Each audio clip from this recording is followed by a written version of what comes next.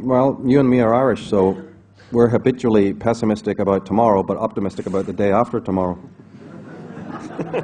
So that's the answer. And I think, but to be more serious about it, oh, by God, if consciousness is left at the door, which I tend to think is happening, yes, then, we have to be realists and go, but at the same time, there is a turning of the tide now where consciousness and the understanding of our personal responsibility in all of this, and not finger pointing, it's them, it's over the hill.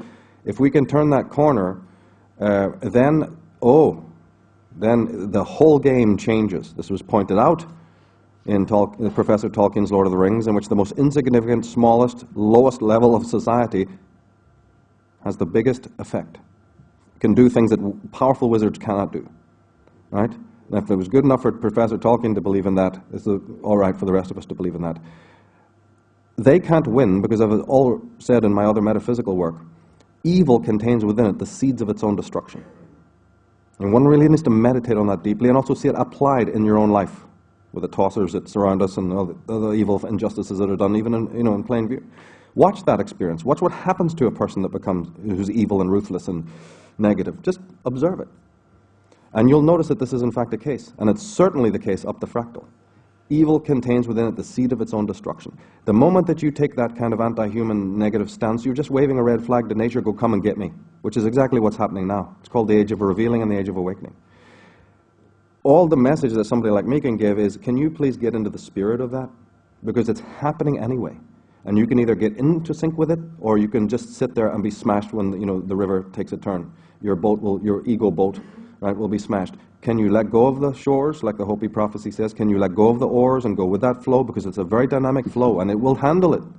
What happens with us is that we think, oh my God, what's little old me going to do? It's really difficult, And then it becomes like you're suddenly taking it personally, as if your ego is going to be able to run out there like in the old days, grab a sword and do something about it. We have no capacity in that realm. It's a mixture between tremendous responsibility and self-awareness of it, but at the same time the ability to, as Neil was saying, go yin. Let go and let the higher force guide you, because without that guidance, you're pottering around is like a kid with a giant sword, playing games. A higher form of guidance and a higher form of strategy takes care of this. It doesn't mean abnegate your responsibility, but it means try to always remain with your head in the clouds but your feet on the ground. This is both a physical war, but it's also a psychic one. And the guidance that comes to you is the most important thing, and it will show you where to go and what to do about it.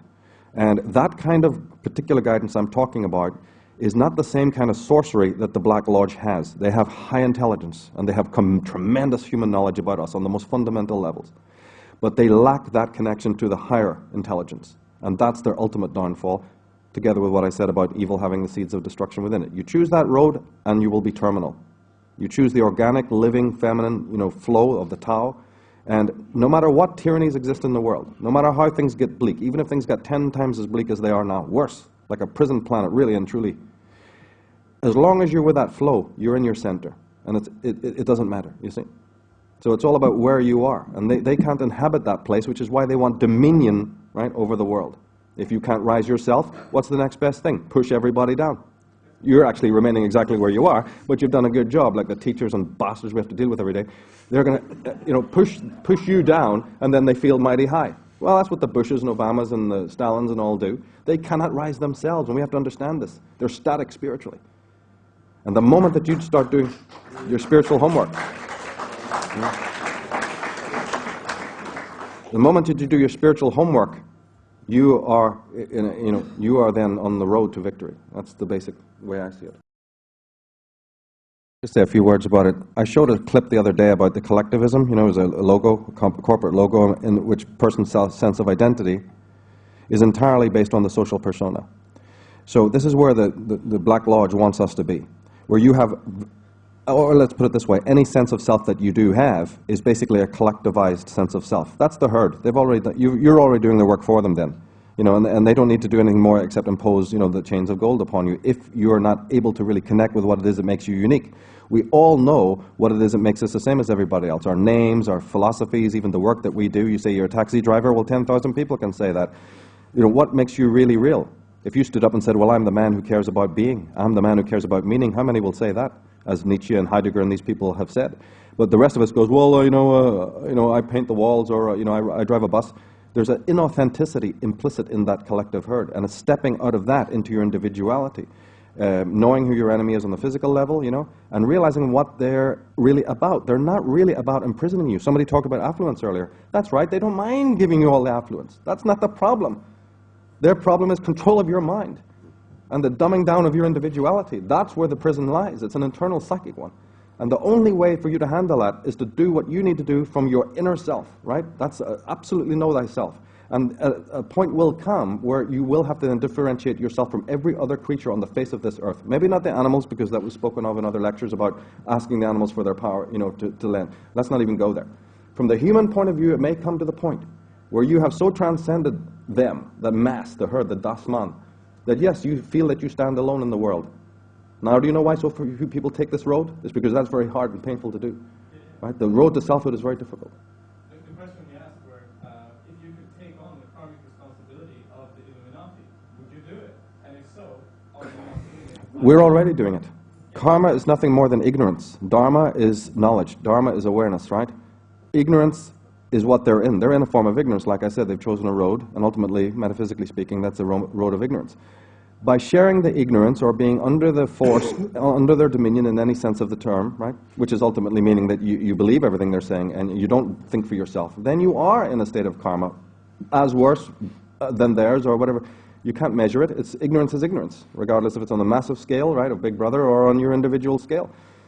You know, the time has come now, though, for the human race to wake up and grow up. And there's a sovereignty and individuality involved in it. Let's go with it. Let's enjoy it. Let's be grateful for the fact. You know, raise a glass of wine in your garden and celebrate the fact that now has come the final time, either because of the affluence, either because of the historical period we're in, because the tyrants have changed their tactics, whatever. All of that is pertinent. But the same fact remains that some other historical action is taking place, in which the world now, through the internet and through whatever, is getting this kind of information. Celebrate that. Be very grateful for that. And at the same time, always, always, always congratulate yourself for coming as far as you do. It'll negate the pessimism that you may have, you know, and it will really give you enthusiasm to carry on in the future.